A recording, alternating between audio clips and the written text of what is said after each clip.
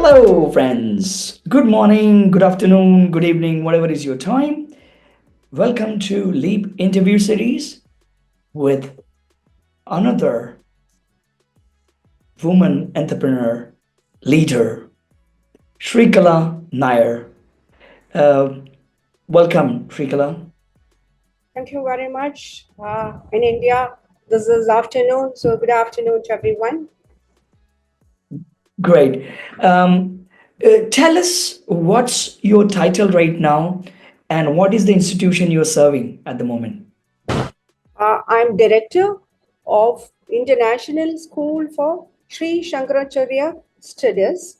This is a school that functions under the university in which I'm working, Sree Sankaracharya University of Sanskrit, which has been established some 30 years before in the birthplace of Acharya Shankara, who's a world-renowned philosopher. Wow, fantastic. And so, as director, what's your role? What you have to carry on? Yeah. As director, my role is to run the day-to-day affairs of the international school. When I joined some 4 years back, 2021 September, the school wasn't that way. It was a regional institution, and I noticed that it wasn't doing justifying its international status. So what I did first was to organize a colloquium wherein I have invited the leading academics across the globe and Wow. got their suggestions as to how do they envisage the school should function. So leading philosophers like Professor Arindam, a lot of Indologists were there, and they gave me guidelines according to which the school has been running. So to NZU, I conceive, imagine the requirements for the student and the peer community to advance knowledge. See, we do two jobs. One is to produce knowledge regarding Sanskrit philosophy and the main tradition of Indian philosophy, that is Sanskrit, and as well as also the regional streams of philosophizing. So on one we create knowledge and the other we disseminate knowledge. So, and I'll have to imagine the ways that I should be doing it. Yeah, and Fantastic. execute. Fantastic. So, in short, you're running the institution, which is great. How many students are studying here? In the school we do not have students. Actually, this is a research institution, so Okay. we do not have students nor faculty here.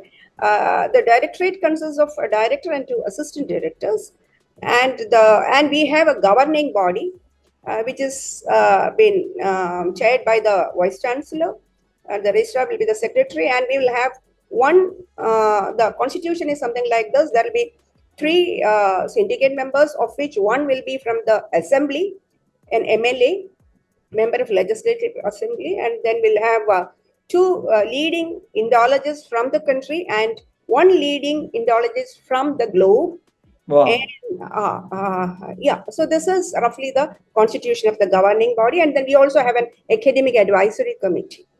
Wow. Fantastic. So, what's the purpose of this institution? Is it to do research?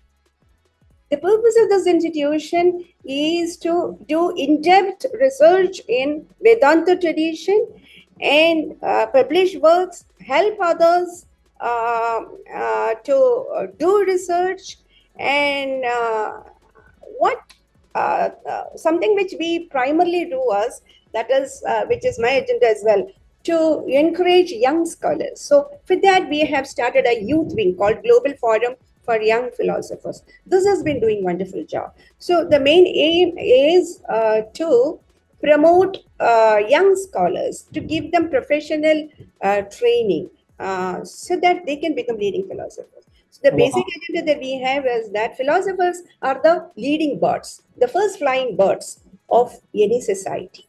So Wow. given this, we need to produce wonderful philosophers for the globe. And so the institution takes up this noble task of molding young philosophers for the future. Fantastic. Fantastic. You're doing some amazing work. I think this institution was regional a few years ago, and you have made it truly international, which is amazing. You are doing a lot of Indian philosophical research, assisting people, helping people, which is amazing to see. This is a very niche kind of work. Um, you said training for the young people? So do you kind of have courses? Oh no, sir. We undertake workshops with them. And Okay. this Global Forum for Young Philosophers has also been financially supported by Indian Council of Philosophical Research. So Okay. they give them funds with which they conduct monthly lecture programs alternatively. If there will be a senior scholar speaking, then the next month a young scholar will be making its presentation, and textual study workshops, and also peer molding. They discuss their issues, their concerns, and so on and so forth. And there is also academic skill development, wherein we train them regarding online editing and leadership. Academic leadership is quite an exercise. One has to be a good academic as well as a leader, which is too demanding. So we also train them on academic leadership and how to prepare projects, how to do academic writing. See, youngsters do not know how to write. So it's very easy to speak, but then it's very hard to write. So Yes. so that academic writing, these are some of the tasks that we undertake. Thank you. Wow. Fantastic. Fantastic. Thank you so much for revealing what you do and your institution does. I think some incredible tasks that you do. And the last question is, um, where do we go from here? What are your goals for next 1 to 3 years for the institution and personally for you? I dream high. I have been under the impression that India is a country which can give a lot to the world.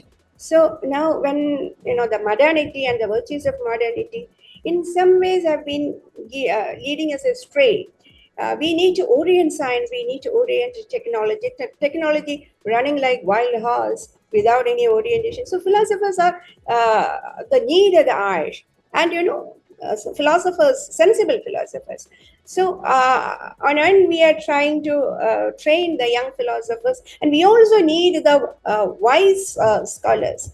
And another thing which I forgot to tell you is that we have tried to revive the Vada tradition, the tradition of argumentation. I do not know how much you're aware of Indian philosophy, wherein Indian philosophy has been running with debates.